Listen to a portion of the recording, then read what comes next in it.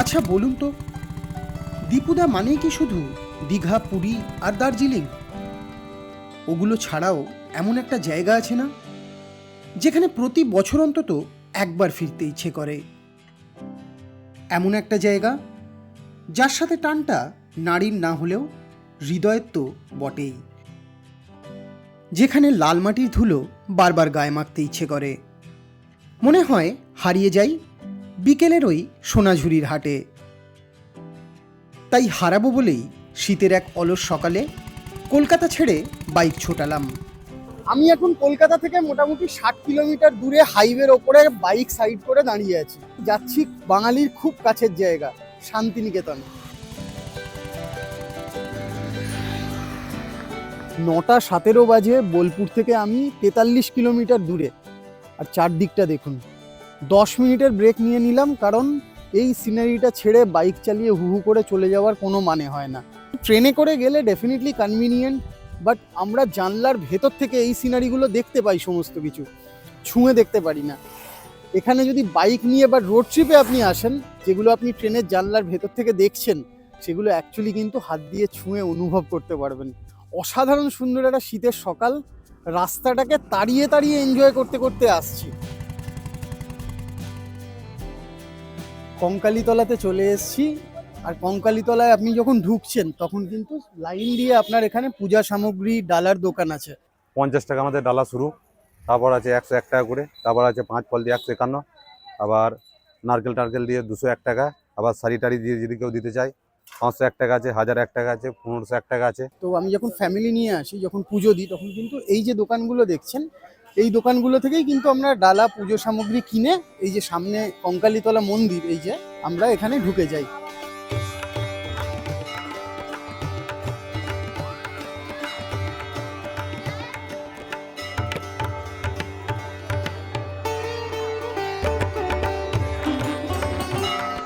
কঙ্কালীতলা কিন্তু 51টা যে সতীর পীঠ আছে, তার ভেতরে কিন্তু একটা গুরুত্বপূর্ণ পীঠ।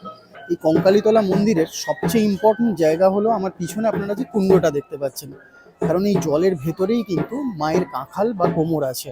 খুব পবিত্র একটা জায়গা, এবং সেটার জন্যই কিন্তু এখানে বোর্ডে লেখা আছে যে এই জলে হাত পা না ধোয়ার জন্য।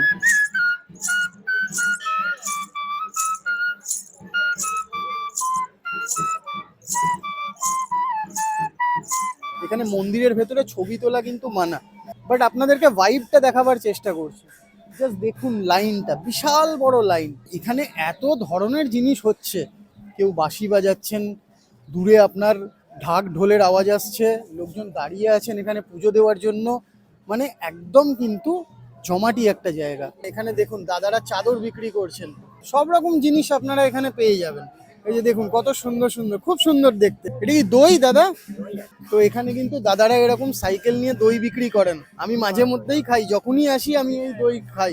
এখানে দেখুন পুরো মেলা বসে গেছে, বিভিন্ন ধরনের জামা কাপড় বলুন, এখানে জুয়েলারি বলুন, সমস্ত কিছু বিক্রি হচ্ছে। আর ওই দূরে দেখুন, এখানে কিন্তু সাঁওতাল ডান্সও হচ্ছে।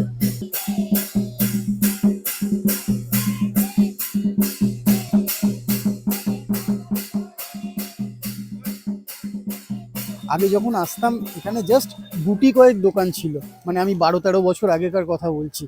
এখন কিন্তু এই যে পুরো লনটা, পুরোটা কিন্তু দোকানে ভরে গেছে। ভালো যে এখানকার মানুষের কর্মসংস্থান হচ্ছে।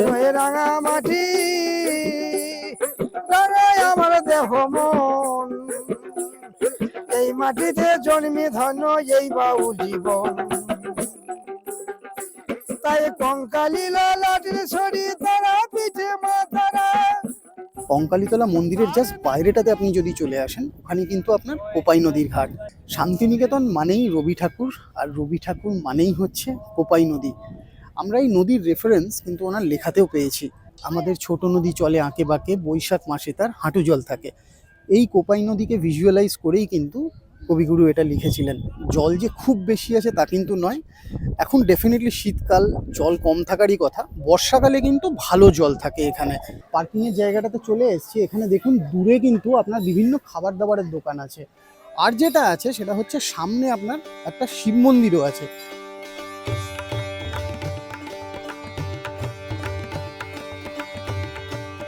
আপনারা যদি কঙ্কালীতলায় এসে কঙ্কালী মায়ের ভোগ খেতে চান তাহলে আপনাদেরকে কিচ্ছু করতে হবে না, পার্কিংয়ে চলে আসবেন, এসে আপনারা যোগাযোগ করবেন আদি ভোগ মন্দিরের সাথে। ভোগ খেলে আমরা 8:30 থেকে একদম বেলা 2টো পর্যন্ত কুপন দিই, তার মধ্যে আসতে হবে, কুপন সংগ্রহ করতে হবে।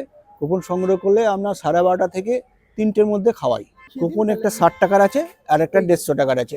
ডিফারেন্সটা কি? ডিফারেন্স 60 টাকার টি চামচ পোলাও, সাদা ভাত, ডাল, 2টো সবজি, টক, পায়েস। আচ্ছা 150 টাকা যেটা আছে বড় হাত আর 1 হাতা পোলাও, মায়ের ভোগে 5 রকমের ভাজা, সাদা ভাত, ঘি, লেবু, লবণ, মুগের ডাল, 2টো সবজি, আলু পোস্ত, চাটনি, পায়েস, দই, মিষ্টি, পাঁপড়, হজমোলা, একটা করে ফিল্টার জল 1/2 লিটারের, এটা 150 টাকা। কঙ্কালীতলা থেকে বেরিয়ে এখন ভাবছি আগে চেক ইনটা করে নিই, হোটেলে গিয়ে চেক ইন করে তারপর আবার বেরোবো।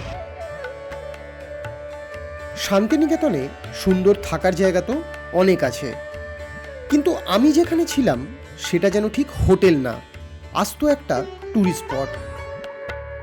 ঢুকে পড়লাম ছবির মতো সুন্দর WBTDCL এর রাঙা বিতান ট্যুরিস্ট প্রপার্টিতে। চারদিকে বাগান আর তার মাঝেই ছোট্ট একটা কাজলা দিঘি, আর এই প্রকৃতির মাঝেই রয়েছে ছোট্ট কয়েকটা কটেজ। বাইরেটা যত সুন্দর, কটেজের ভিতরটাও যেন ঠিক ততটাই ঝকঝকে। এক রাতের জন্য আমার এই এসি স্ট্যান্ডার্ড রুমের ভাড়া পড়েছিল 2900 প্লাস GST। না, হতাশ কিন্তু হয়নি। প্রত্যেকটা কটেজের কিন্তু আলাদা আলাদা নাম আছে। আমি যে কটেজটাতে আছি সেটার নাম হচ্ছে সেঁজুতি। রবীন্দ্রনাথের বিভিন্ন কবিতা এবং গল্প থেকে বিভিন্ন নাম নিয়ে কিন্তু এই কটেজগুলোর নাম রাখা আছে। আর এই পিছনে কিন্তু পুরো আম বাগান।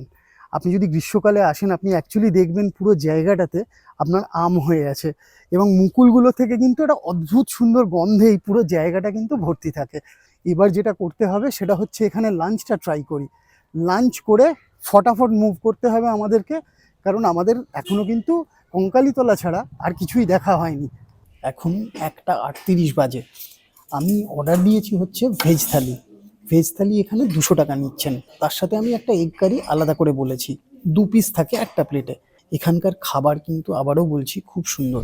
আচ্ছা আমি না হয় বাইক নিয়ে এসেছি, আর আপনারা যদি লোকাল সাইট সিন করতে চান তাহলে বেস্ট অপশন হচ্ছে আপনাদের কাছে টোটো। এখানে আপনার ঘোরার মতো সাইট সিন হচ্ছে ওই রায়পুর রাজবাড়ি আছে, তারপরে সুরুল জমিদার বাড়ি আছে, সৃজনী শিল্পগ্রাম আছে, শান্তিনিকেতন গোটা ক্যাম্পাসটা আছে, যেমন 3 পাহাড়ি আছে, আপনার পান্তাশালা আছে, মিলানিনী ভবন আছে, কাঁচ মন্দির আছে, শান্তিনিকেতন বাড়ি আছে, নাট্যঘর আছে, ডান দিকে আছে আপনার মেলার মাঠ। পুরো সাইট সিনটা মানে করার জন্য আমরা রেট চার্টে আছে 2550। কঙ্কালীতলা নিয়ে, কিন্তু কঙ্কালীতলা বাদ না, কঙ্কালীতলা, কোপাই ভিউজ, খোয়াইহাট সব পুরো। আমি যেখানে আছি রাঙা বিতান, ওখান থেকে 450 মিটারের মধ্যে হচ্ছে এখানকার আরেকটা বড় অ্যাট্রাকশন। আমি এখন চলে এসেছি আমার কুঠিরে। এটা হচ্ছে বেসিক্যালি একটা কোঅপারেটিভ সোসাইটি, যেখানে আপনি বিভিন্ন ধরনের হ্যান্ডক্রাফটেড জিনিস পাবেন। এই জায়গাটার সাথে আমাদের স্বাধীনতা সংগ্রামের নাম কিন্তু ওতপ্রোতভাবে জড়িত আছে। আমার কুঠিরে পার্কিংয়ের কিন্তু কোনো সমস্যা নেই। এই যে পুরো মাঠটা দেখছেন এটা পুরোটাই কিন্তু পার্কিং স্পেস। এটা হচ্ছে আমার কুঠিরের ক্যান্টিন, আর আপনারা এখানে ক্যাফেটেরিয়াতে বসে খাওয়া দাওয়াও করতে পারেন। এখান থেকে আপনি যদি একটু আগে এগিয়ে যান তাহলে আপনার সামনেই হচ্ছে এখানে সাংস্কৃতিক মঞ্চ।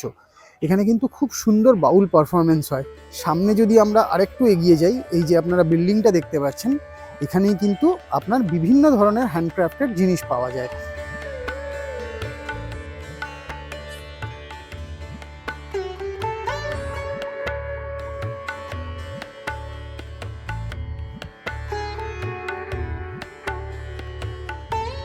এই যে দেখুন এখানে লেখা আছে কোপাই নদী যাওয়ার রাস্তা।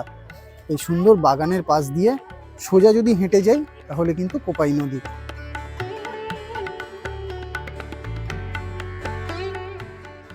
এবার চলে এসেছি সৃজনী শিল্পগ্রামে, শান্তিনিকেতনের একটা অন্যতম দ্রষ্টব্য জায়গা। এই জায়গাটা কিন্তু একটা আর্টিফিশিয়াল ভিলেজ বলা যেতে পারে। এই পুরো ক্যাম্পাসটার মধ্যে আর কি পূর্ব এবং উত্তর পূর্ব ভারতের সংস্কৃতিকে ফুটিয়ে তোলা হয়েছে। ভেতরে যাচ্ছি, গিয়ে আপনাদেরকে প্রত্যেকটা জায়গা ঘুরে দেখাচ্ছি। এ যেন এক অদ্ভুত অভিজ্ঞতা। খোলা আকাশের নিচে ছোট্ট একটা গ্রাম, আর এই গ্রামেই বন্দি 9টা গোটা রাজ্য। কিন্তু কেন?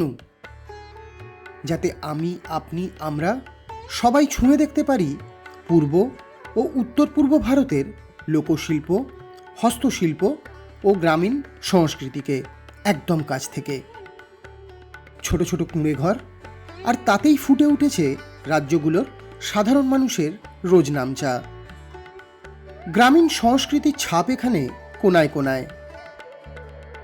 মাঠটাতে ঘুরতে ঘুরতেই দেখে নিলাম আরও অনেক কিছু। ব্যস্ত শহুরে শিডিউল পেরিয়ে যা আগে দেখা হয়নি। সত্যি নিজের দেশকে আরও কাছ থেকে জানার যেন একটা সুযোগ পেয়েই গেলাম। না, ইজেডসিসি অর্থাৎ ইস্টার্ন জোনাল কালচারাল সেন্টারের এই উদ্যোগকে একটা স্যালুট জানাতেই হচ্ছে। এবার চললাম এমন এক জায়গায় যেখানে না এলে কাউকে বলাই যাবে না যে আমি শান্তিনিকেতনে এসেছিলাম। বিশ্বভারতী, 1863 সাল। একরকম লালমাটির প্রেমে পড়েই মহর্ষি দেবেন্দ্রনাথ ঠাকুর বীরভূমের বুকে কিনে ফেলেন এক টুকরো জায়গা। সাত করে নামও রাখেন শান্তিনিকেতন। সামনের হলুদ গেটটা পেরিয়ে আরেকটু দূরে তাকালেই যে বাড়িটা চোখে পড়ে, সবকিছু শুরু কিন্তু সেখান থেকেই। দেবেন্দ্রনাথ ঠাকুরের তৈরি শান্তিনিকেতন গৃহ। বাড়ির একদিকে রয়েছে বেলজিয়াম কাঁচের তৈরি উপাসনা গৃহ বা কাঁচ মন্দির, আর অন্যদিকে বাগানের ভিতরে রয়েছে মহর্ষি দেবেন্দ্রনাথ ঠাকুরের ধ্যান করার জায়গা ছাতিমতলা। সালটা 1901। রবি ঠাকুরের হাত ধরেই গড়ে উঠেছিল ছোট্ট একটা ব্রহ্মচর্য বিদ্যালয়। সেদিন ছাত্র এসেছিল মাত্র 5 জন। আর এই গাছের ছায়াতেই কবিগুরু তার প্রথম ছাত্রদের নিয়ে শুরু করেছিলেন 4 দেওয়ালের বাইরে মুক্ত এক শিক্ষাঙ্গন। মনে আছে ছোটবেলাকার সেই কবিতা, তাল গাছ এক পায়ে দাঁড়িয়ে সব গাছ ছাড়িয়ে উঁকি মারে আকাশে, যাকে নিয়ে লেখা সেই বিখ্যাত তাল গাছও রয়েছে ঠিক এখানেই। পাশেই দেখলাম জগদীশ কানন, যার ডাকনাম হলো পুরনো মেলার মাঠ। একসময় এখানেই বসতো শান্তিনিকেতনের ঐতিহ্যবাহী পৌষ মেলা। এবার ঢুকে পড়লাম যেখানে, সেটা দেখার জন্য সবাই আসে। বিশ্বভারতী মিউজিয়াম প্রাঙ্গণ, উত্তরায়ণ। কবিগুরুর ব্যবহার করা বহু জিনিস রাখা আছে এই মিউজিয়ামের মধ্যেই। আর আছে 5টা ঐতিহাসিক বাড়ি, উদয়ন, শ্যামলী, কোণার্ক, উদিচি আর পুনশ্চ। ঘুরতে ঘুরতে মনে হয় কবিগুরুর পায়ের ছাপ যেন আজও মিশে আছে বাগানের এই ধুলোতে। মানুষটা আজ অনেক দিন নেই, কিন্তু তার উজ্জ্বল উপস্থিতি যেন এই বাড়িগুলোর লনে, সিঁড়িতে আজও সমানভাবে স্পষ্ট। আমার পিছনে আপনারা দেখছেন বিশ্বভারতীর নাট্যঘর। শান্তিনিকেতন মানেই রবীন্দ্রনাথ, আর রবীন্দ্রনাথের যে কোনো সৃষ্টি যখন পরিবেশন করা হয় তখন এই নাট্যঘরেই পরিবেশন করা হয়। টোটাল এখানে কিন্তু 14টা দরজা আছে, বিশাল বড় একটা হল ঘর।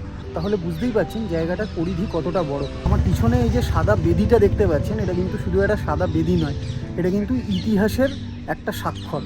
কারণ হচ্ছে এই মঞ্চতেই কিন্তু রবীন্দ্রনাথ ঠাকুর তার বিখ্যাত রক্তকরবী নাটক এখানে মঞ্চস্থ করেছিলেন বিশ্বভারতীর স্টুডেন্টদেরকে নিয়ে। মানে বেসিক্যালি আমি ইতিহাসের সামনে দাঁড়িয়ে আছি। এখন আমি দাঁড়িয়ে আছি হচ্ছে কলা ভবন ডিপার্টমেন্টের বাইরে। আর পিছনে আপনারা যে স্কাল্পচারগুলো দেখতে পাচ্ছেন, এগুলো বানিয়েছিলেন হচ্ছে প্রবাদ প্রতিম শিল্পী রামকিঙ্কর পেজ।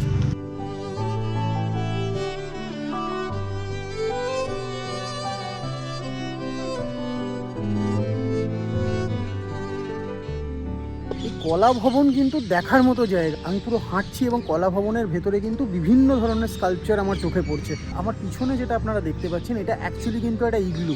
এখানে চায়না ডিপার্টমেন্টে যারা পড়ালেখা করেন তারাই কিন্তু এটা তৈরি করেছেন। অ্যাকচুয়ালি প্রপার একটা ইগলু এই কলা ভবনের ভেতরে। এটা যদি আপনি ভেতর থেকে না দেখেন তাহলে অনেক কিছু কিন্তু অদেখা থেকে যায়।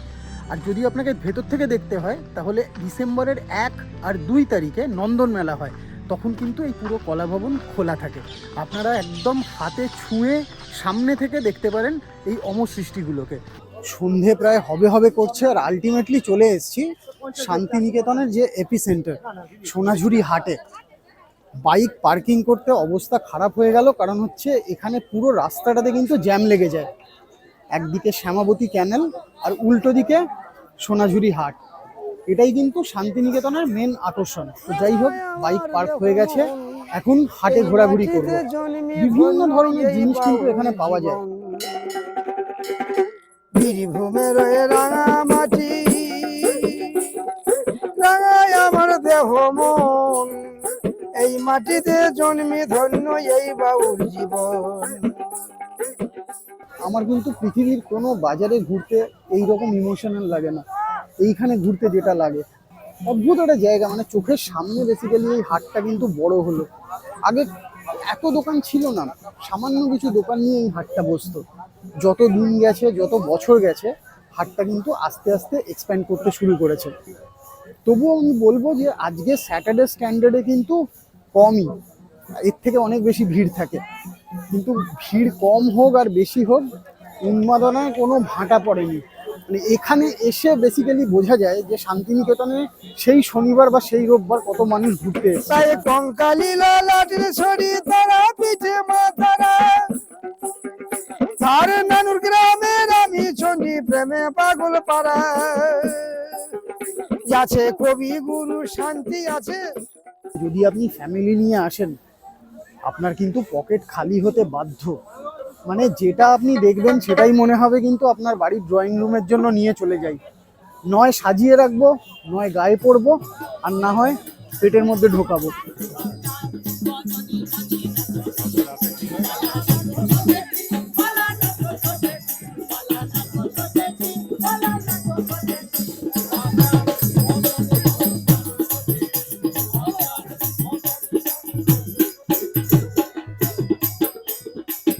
সহজ পাঠের অনেকগুলো কবিতাই কিন্তু ভুলে গেছি, বাট কুমোরপাড়ার গরুর গাড়িটা কিন্তু আমার এখানে এসে কিছু কিছু লাইন বিভৎস রকমের রিলেট করতে পারছি।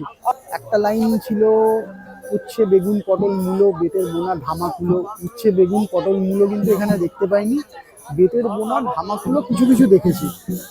আর আর আর আরও বিভিন্ন রকম, মানে আর কি, মানে অ্যাকচুয়ালি ঘুরছি আর লাইনগুলো মাঝে মধ্যে টুকটাক করে মনের মধ্যে উঁকি দিচ্ছে আর কি।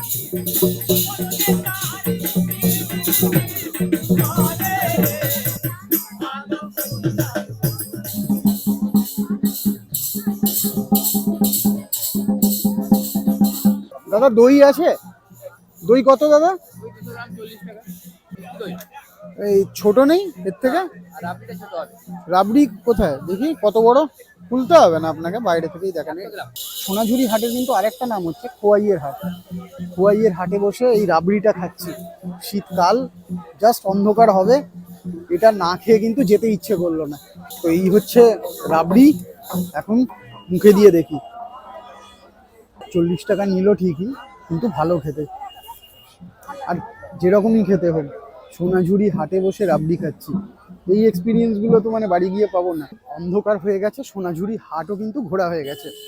এখন হোটেলে গিয়ে ফ্রেশ হতে হবে। সারাদিন কিন্তু চান টান কিচ্ছু হয়নি। আজকে একটু আমি স্লোই ঘুরেছি, বাট ভালো করে ঘুরেছি। তো এখন পার্কিং থেকে বাইক নিচ্ছি, নিয়ে সোজা হোটেলে যাচ্ছি। ফ্রেশ হওয়ার আগে যে কাজটা করলাম সেটা হচ্ছে চায়ের অর্ডার দিলাম আর ইভিনিং স্ন্যাক্সের অর্ডার দিলাম। এই যে গরম গরম দুধ চা আর একদম প্লাস্টিক ফয়েলে করে 8 পিস অনিয়ন পকোড়া। 7টা থেকে 8টা পর্যন্ত এখানে কিন্তু বাউল গান হবে, সেইটা দেখতে যাব। তো তাড়াতাড়ি করে আগে চাটাকে সাবার করে দিই। ভেতরে কিন্তু ফুল ফর্মে বাউল গান চলছে। চলুন একটু দেখা যাক। 7টা থেকে 8টা টাইম ছিল, এখন অলরেডি 7:40 মতো বাজে।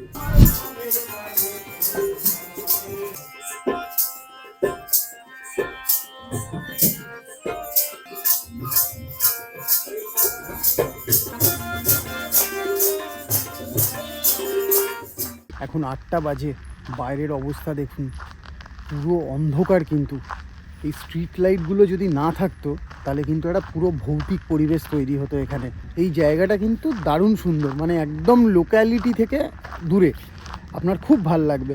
দুদিকে বিভিন্ন ধরনের গাছপালা, মাঝখানে লাল মাটির রাস্তা, আর তার মাঝখানে হচ্ছে এই রাঙাবিতান। আলোগুলো জ্বলে গেছে, কি সুন্দর দেখতে লাগছে দেখুন প্রপার্টিটা।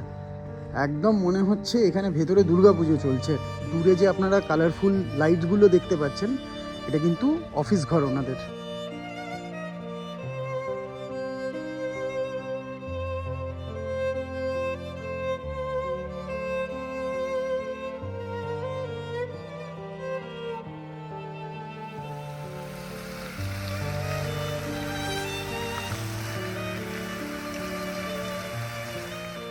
9:15 বাজে, ডিনার চলে এসছে। আমি আর রেস্টুরেন্টে যাইনি, আমি ওনাদেরকে বললাম যে ঘরেই দিয়ে দিন, যে পরিমাণ ক্লান্ত আছি আর যেতে ইচ্ছে করছে না। একটা জিনিস আপনাদেরকে দেখাই, এখানে খাবার কত পরিপাটি করে দেন। এই রকমভাবে আপনাকে যদি খেতে দেয় তাহলে আপনার কতটা ভাল লাগতে পারে। এখানে আমার 2 পিস রুটি আছে, এখানে চিকেন কারি, এখানে স্যালাড। এইটা হচ্ছে প্লেট, এত সুন্দর করে পুরো র্যাপ করে দিয়েছেন। জাস্ট দেখুন কত বড় বড় পিস। এখানে 1 পিস চিকেন, এখানে লেগ পিস দিয়েছেন, 2 পিস আলু, 2টো রুটি, আর এখানে আপনার ঝোলটা। রাঙাবিতানে কিন্তু খাওয়া দাওয়া নিয়ে কোনো কথা হবে না। চিকেনটা অসাধারণ হয়েছে, একদম নরম তুলতুলে চিকেন আর গরম গরম রুটি, মানে টেস্ট নিয়ে কোনো কথা হবে না। আমি এখানে খাওয়া দাওয়ার ফ্যান হয়ে গেছি। পেট যখন ভর্তি আর ঘড়িতে যখন 10টা বাজে, আর জেগে থাকার কোনো মানে হয় না, বুঝলেন? কারণ হচ্ছে কালকে সকালবেলা উঠে আরও অনেকগুলো জায়গায় যাব। আজকে এখানেই শেষ করছি, একদম বিছনা রেডি, তাড়াতাড়ি করে ঘুমিয়ে পড়ছি। কালকে সকালে আবার আপনাদের সাথে দেখা হচ্ছে। Good night.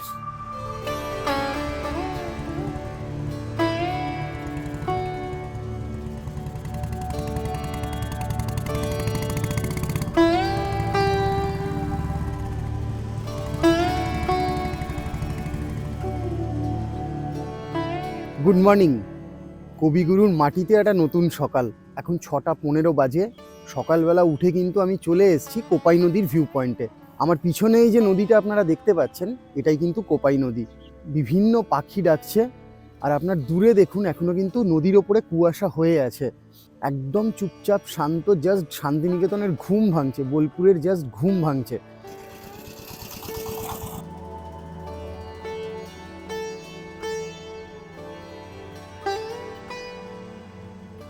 এইগুলোই কিন্তু মনে থাকে, এইগুলোই কিন্তু অভিজ্ঞতা। ট্যুরিস্ট স্পট দেখলাম ঠিক আছে, কিন্তু এই সকালবেলা কোপাই নদীর পাড়ে চলে এলাম। সামনে এখানে আপনার ক্ষেত, আর পিছনে সানরাইজ হচ্ছে, কনকনে ঠান্ডা, দারুণ সুন্দর একটা শান্ত সকাল শুরু করছি বোলপুরে। ভাবতেই পারছি না যে আর কিছুক্ষণের মধ্যেই কিন্তু আবার হাইওয়ে ধরবো, আবার কলকাতায় চলে যাব। এখানে কিন্তু প্রত্যেকটা সকাল এরকমই শান্তভাবেই শুরু হয়।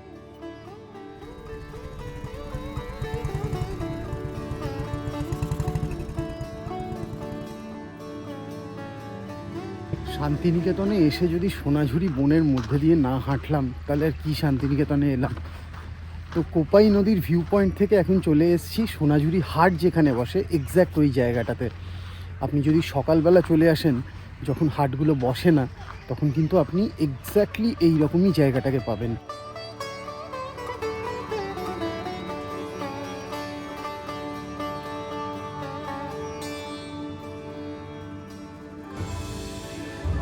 শান্তিনিকেতনে 34 ফিট বুদ্ধের মূর্তি আছে, আমার আগে জানা ছিল না।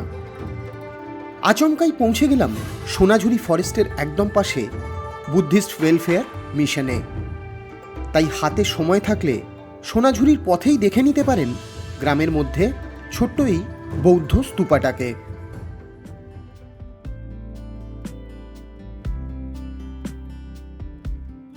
চলে এসেছি বল্লভপুর ওয়াইল্ড লাইফ স্যাংচুয়ারিতে। এটা সকাল 9টার সময় খোলে আর দুপুর 3:30 পর্যন্ত খোলা থাকে। আচ্ছা, এখানে একটা ইন্টারেস্টিং জিনিস, এখানে কিন্তু আপনার টিকিট কাটতে হয় না, আপনাকে এখানে আপনার আইডি প্রুফটা দেখাতে হবে, ওনারা নোট করে নেবেন। তো এখন 9টাই বাজে, ভেতরে ঢোকা যাক। আমি এখানে আগে আসিনি, দেখি ভেতরে কি আছে। সামনেই কিন্তু হরিণ দেখতে পাচ্ছি, চিতল হরিণ।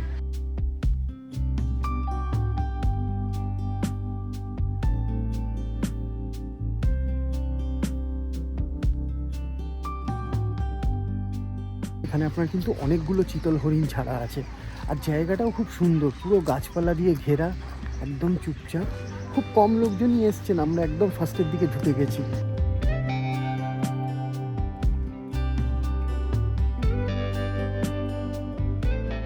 একদম ছোট্ট জায়গা, কিন্তু বেসিক্যালি আপনার শুরু হওয়ার আগেই শেষ হয়ে যাচ্ছে, আর কিছু হরিণ ছাড়া আছে। এই জায়গাটার ভেতরে হাঁটতে আপনার ভালো লাগবে, যেহেতু একটা পার্কের ফিল পাবেন, বড় বড় গাছ, একদম শান্ত পরিবেশ। এখানে এরকম ওয়াচ টাওয়ার করা আছে, কিন্তু ওয়াচ টাওয়ারগুলোর সামনে ফেন্সিং করা আছে, তো মানুষ তো যেতে পারবে না। কিন্তু দুদিকে এই যে খোলা জায়গাটা, এইটাই হচ্ছে এখানকার ইউএসপি।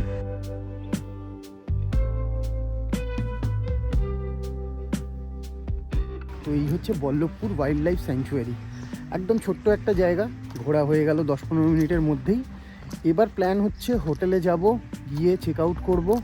ব্রেকফাস্টটা কমপ্লিমেন্টারি আছে এখানে WBTDCL-এ। ব্রেকফাস্ট করে নেব, করে একদম সোজা কলকাতার উদ্দেশ্যে রওনা হয়ে যাব। আলটিমেটলি ব্রেকফাস্ট চলে এসছে, এখন 10টা বাজে।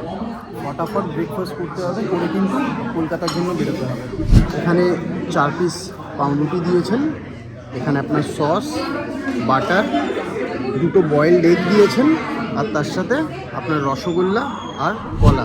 অসাধারণ সুন্দর একটা একদিনের শান্তিনিকেতন ট্রিপ করলাম কিন্তু। আশা করি এই ভিডিওটা আপনাদের ভালো লেগেছে। আর যদি ভালো লাগে তাহলে অবশ্যই লাইক, শেয়ার আর সাবস্ক্রাইব করবেন। দেখা হচ্ছে পরের কোনো ভিডিওতে। ততক্ষণ ভালো থাকুন, সুস্থ থাকুন আর আনন্দে থাকুন।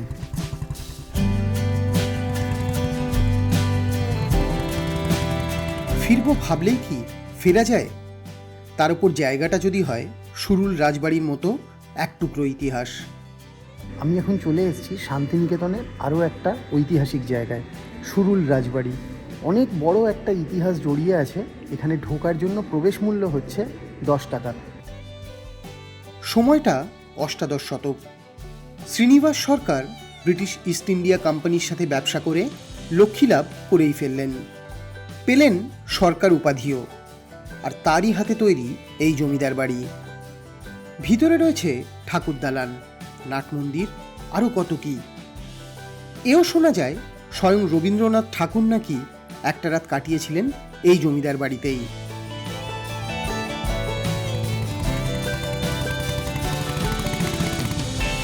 বর্ধমান থেকে প্রায় 80 কিলোমিটারের ওপর দূরে আছি। ঘন্টাখানেক বাইক চালিয়েছি, তো দাঁড়িয়ে পড়লাম। পিছনে দেখুন কি সুন্দর মাঠ। এই সর্ষে ক্ষেত, মাঠ, এগুলো ছেড়ে কলকাতায় আমার এক ফোঁটা যেতে ইচ্ছে করে না, কিন্তু কিচ্ছু করার নেই, সুতোটা ওখানেই বাঁধা আছে।